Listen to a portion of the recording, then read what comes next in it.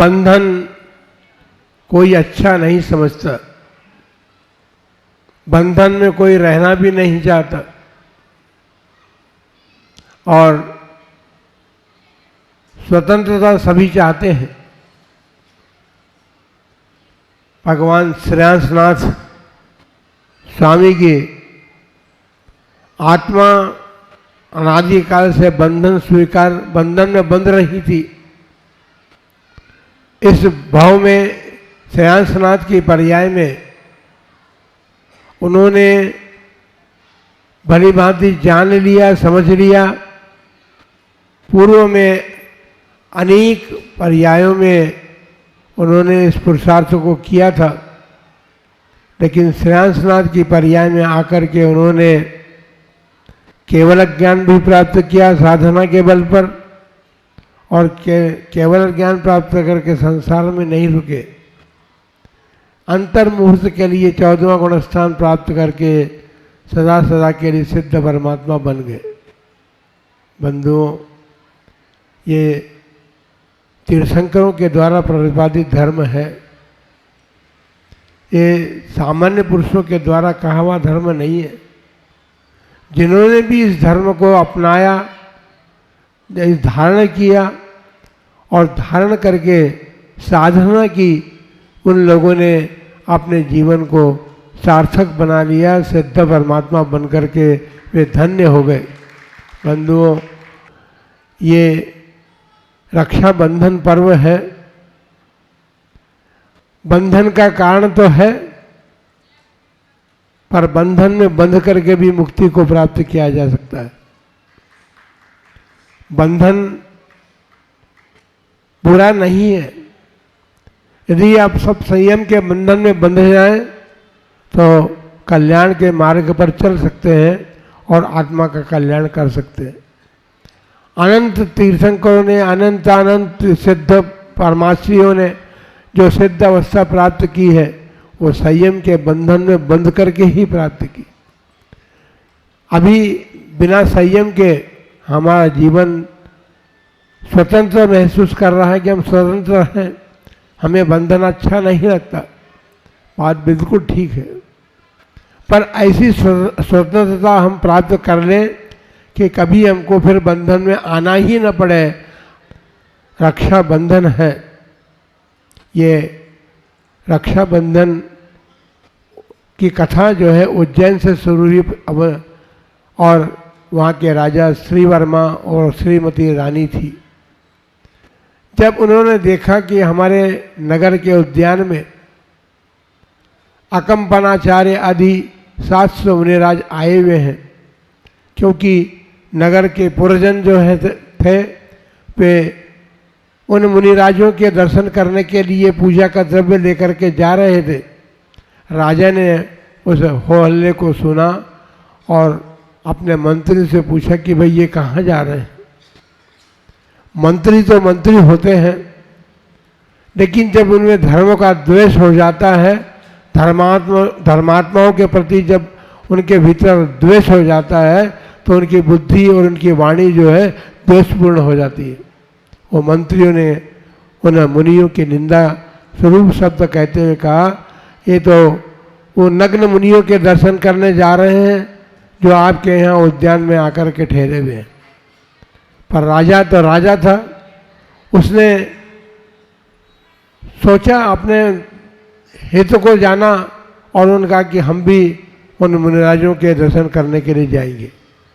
राज परिवार और वे चारों मंत्री वहाँ दर्शन करने के लिए जब जाने लगे तो अकंपनाचार्य ने अपने ज्ञान में ये जान लिया कि आज मुनियों पर बहुत बड़ी आपत्ति आने वाली है। तो उन्होंने आज्ञा दी अपने शिष्य वर्ग को कि कोई भी राजा आएंगे, राज परिवार आएगा, दर्शन करेगा, तो कोई भी आशीर्वाद भी नहीं देगा, मौन से बैठेंगे और अपनी आत्मा के ध्यान में बैठे रहेंगे। जब राजा पहुँचे, किसी ने भी उन्हें आशीर्वाद नहीं दिया, न उनसे बोले, वे तो अपने ध्यान में लगे हुए थे। बंधुओं, वे द्वेषी मुनि जो धर्म के द्वेष को ध्यान मन में रखते थे, वे वहाँ जब इस स्थिति को देखा तो राजा को उन्होंने कहा कि राजन, ये सब महामूर्ख बैठे हुए हैं, किसी ने भी आपको आशीर्वाद नहीं दिया और आपसे बात भी नहीं की, आप तो दर्शन करने के लिए यहाँ आए थे। राजन चल दिए वहाँ से और वो मंत्री भी साथ में चले। तो जो सूरसागर महाराज संघस्थ थे, उन्हें गुरु की आज्ञा का पता नहीं था कि गुरु ने क्या आज्ञा दी। वे आहार करने के लिए गए थे और आहार करके जब वे लौट रहे थे तो मार्ग में ही वे सब राजा और मंत्री सब मिल गए। तो मंत्रियों ने फिर निंदा का प्रयोग किया, निंदा करते हुए शब्द प्रयोग किए। ये नग्न दिगंबर अपना पेट भर करके और बैल चला आ रहा है, बैल की संज्ञा उनको दी।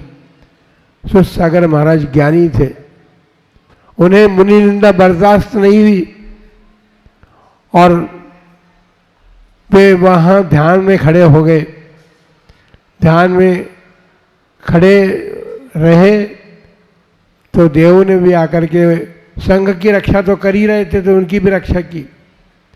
बंधुओं, एक मुनिराज जो कि अपने गुरु के शिष्य हैं, तो जो शिष्य वर्ग है, शिष्य कभी भी अपने गुरु की निंदा बर्दाश्त नहीं कर सकते। शास्त्र में कहा है कि वे ही शिष्य प्रशंसा के योग्य हैं जो अपने गुरुओं के वचन का पालन करते हैं। जब 700 मुनियों को गुरु ने आज्ञा दी थी कि आज सब ध्यान में रहेंगे, कोई किसी से बात नहीं करेगा, तो सूरसागर महाराज को तो पता नहीं था। उन्होंने, शिष्यों ने गुरु की आज्ञा का परिपालन किया, लेकिन गुरु की आज्ञा का पालन करने पर भी सूरसागर महाराज के कारण एक आपत्ति संघ पर आ गई। वे जानते थे अकंपनाचार्य कि फिर एक आपत्ति आई है। और जब सूरसागर महाराज, क्योंकि एक नियम है कि जब शिष्य संघ से बाहर किसी कार्य से जाते हैं, आहार के लिए गए थे, तो आहार करने के बाद अपनी सारी घटना गुरु के सामने रखनी पड़ती है। उन्होंने रास्ते में जो कुछ घटा उस सारी बात को उन्होंने बताया, तो गुरु के मुख से निकला कि तुमने बहुत बड़ा कार्य, गलत कार्य किया है, आज संघ पर बहुत बड़ी आपत्ति आएगी। अकंपनाचार्य ने आसमान की तरफ भी देखा तो आकाश के लक्षणों को देख करके उन्होंने कहा कि बहुत बड़ी आपत्ति आनी है। एक क्षुल्लक पास में बैठे हुए थे, उन्होंने कहा कि महाराज रात्रि में, क्योंकि रात्रि में मुनि बोलते नहीं है, और रात्रि में मौन से उन्होंने खोल करके बोला हाँ हाँ, वो उनके मुंह से निकला आचार्य के मुंह से। तो उन्होंने कहा क्या बात है? तो उन्होंने बताया कि संघ पर बहुत बड़ी आपत्ति आने वाली है। क्षुल्लक जी ने पूछा, प्रश्न किया कि महाराज इस आपत्ति को कौन दूर कर सकता है? ये आपत्ति कैसे दूर हो सकती है? तो अपने ज्ञान के बल पर अकंपनाचार्य ने कहा कि धरणी भूषण पर्वत पर अपने विष्णु कुमार मुनिराज हैं, उन्हें विक्रिया रिद्धि उत्पन्न हो चुकी है अपनी तपस्या के बल पर। बस वही अभी संसार में समर्थ हैं कि वो उन 700 मुनियों के उपसर्ग को दूर कर सकते हैं। बात आई गई हो गई। राजा वहाँ से चले और वे हस्तिनापुर पहुँच गए, और वो मुनि एवं मंत्रीगण भी उनके साथ वहीं पर हस्तिनापुर आ गए, क्योंकि सूरसागर मुनिराज ने उनसे वाद किया था। वाद विवाद में मंत्रीगण हार गए थे, इसलिए उन्होंने कषाय का बांध ली, और कषाय के बंधन में बंधे हुए चारों मंत्री भी राजा के साथ हस्तिनापुर आ गए। उन्होंने देखा कि अच्छी बात, अच्छा साधन मिला है, ये मुनिराज यहाँ आ गए हैं, शास्त्र मुनिराज, तो अपने अपमान का बदला लेना चाहिए। राजा को, एक राजा के शत्रु थे, उनको वश करना था, तो वो मंत्रियों ने अपनी बुद्धि के बल से उसको वश कर लिया। राजा प्रसन्न हो गया। राजा प्रसन्न हो जाए तो क्या कहो, फिर क्या बात। राजा प्रसन्न हो तो वरदान दिया था पहले, तो वो उनमें जो बलि नाम का प्रमुख मंत्री था, उसने कहा कि राजन, आपने एक वचन दिया था मुझे, और राजा लोग अपने वचनों का निर्वाह करने के लिए पहले जाने जाते थे। आजकल के राजाओं की बात नहीं है, पुराने राजाओं की बात। और उन्होंने वरदान मांग लिया कि भाई मेरा वरदान सुरक्षित था, आप समय आ गया है, मुझे वर दीजिए, मैं 7 दिन का राज्य चाहता हूँ। क्योंकि उनको तो मुनियों पर उपसर्ग करना था ना, अपने अपमान का बदला लेना था, इसलिए उन्होंने 700 मुनियों के ऊपर उपसर्ग करने के लिए ये वरदान मांगा कि 7 दिन का राज्य चाहिए। और 7 दिन के राज्य लेकर के उन्होंने उस धरणीधर, जिस पर्वत पर मुनि रोज ध्यान कर रहे थे, उस पर्वत को ईंधन के द्वारा माध्यम से और हिंसात्मक पदार्थों के माध्यम से घेर लिया और वहाँ पर आग लगा दी। वो जो पदार्थ थे वो पशुओं को मार करके वो बहुत सारा द्रव्य एकत्रित किया था उन मुनियों ने, मंत्रियों ने, और उस पर आग लगा दी। अब आप सोचिए कि जो दुर्गंधित पदार्थ है वो जब जलेगा तो उसकी दुर्गंध तो फैलेगी। 700 मुनिराज उन दुर्गंध से घिर गए और अकंपनाचार्य भी वहाँ पर थे। 700 मुनियों पर बहुत बड़ा उपसर्ग होने लगा। और इसी बात को अकंपनाचार्य ने वहाँ जाना था, और जाना था तो उन्होंने कहा विष्णु कुमार मुनि को, तो क्षुल्लक जब विष्णु कुमार मुनि श्री के पास पहुँचे तो उन्होंने विक्रिया रिद्धि की परीक्षा करने के लिए अपने हाथ को फैलाया। उनका हाथ बहुत दूर तक फैल गया, क्योंकि जिनको विक्रिया प्राप्त हो जाती है वो अपने शरीर को चाहे जितना बड़ा लंबा चौड़ा कर सकते हैं। और वे विष्णु कुमार मुनि जो है, क्योंकि मुनि अवस्था में तो वे ये सब कार्य कर नहीं सकते थे, उन्होंने अपने, क्योंकि सम्यक दृष्टि थे और सम्यक दृष्टि में वात्सल्य गुण होता है, 700 मुनियों पर उपसर्ग आया है तो उन 700 मुनियों के उपसर्ग को दूर करने के लिए उनमें धर्म की वात्सल्यता जग गई और वे वहाँ से चले, वेश बदल के चले, ब्राह्मण का रूप धारण करके, और वहाँ पहुँचे तो राजा ने जब वहाँ के उपसर्ग को उन्होंने देखा तो राजा के पास गए कि राजन, ये क्या किया आपने? आप तो धर्मात्मा थे, आपके राज्य में मुनियों पर उपसर्ग हो रहा है, ये अच्छी बात नहीं है। तो राजा ने कहा भाई क्या करें? मुनि महाराज ने कहा कि मुझे 3 पाँव जमीन दे दीजिए आपके राज्य की, 3 पाँव आप करके जमीन दे दीजिए, बाकी सब ठीक है। राजा ने कहा ये तथास्तु, आपने जो मांगा आपको दिया। अब विष्णु कुमार मुनि जो मुनि अवस्था में नहीं थे, लेकिन जो वेश बदल के गए थे, उन्होंने पृथ्वी को नापना शुरू कर दिया। 3 पैर जमीन नापनी थी, तो 3 पैर में उन्होंने सारी भरत क्षेत्र को नाप लिया। ये मानसरोवर पर्वत पर तक की सारी जमीन को उन्होंने माप लिया। जब तीसरा पैर रखने की, 2 पैर में नाप लिया, तीसरा पैर रखने की जगह नहीं मिली तो बलि आगे जो मुनि मंत्रीगण थे उसके पांव पर, उसके ऊपर पैर रखा तो घबरा गया, घबराना था वो तो, क्योंकि मुनिराज का पांव था वो। तो तीसरा पैर उस पर नापने के तो उन्होंने कहा कि भाई तुमने ये क्या कर रखा है, मुनियों पर उपसर्ग कर रखा है, तो ये अच्छी बात नहीं है, आपको इस उपसर्ग को दूर करना चाहिए। फिर अकल आ गई, मंत्री को भी अकल आ गई, धर्म की अकल आ गई, क्योंकि धर्माओं पर उपसर्ग हो रहा था और धर्मात्माओं पर उपसर्ग जो है, सारा हस्तिनापुर नगर जो है वो हाहाकार कर रहा था, वो उसको सहन नहीं कर रहा था। उसको भी लगा ये उपसर्ग 7 दिन के बाद थी, वो तो 7 दिन तक उपसर्ग चला रहा, तो ये उपसर्ग जब तक दूर नहीं होगा तब तक हम भी अन्न जल ग्रहण नहीं करेंगे। बंधुओं, आज रक्षाबंधन पर्व है।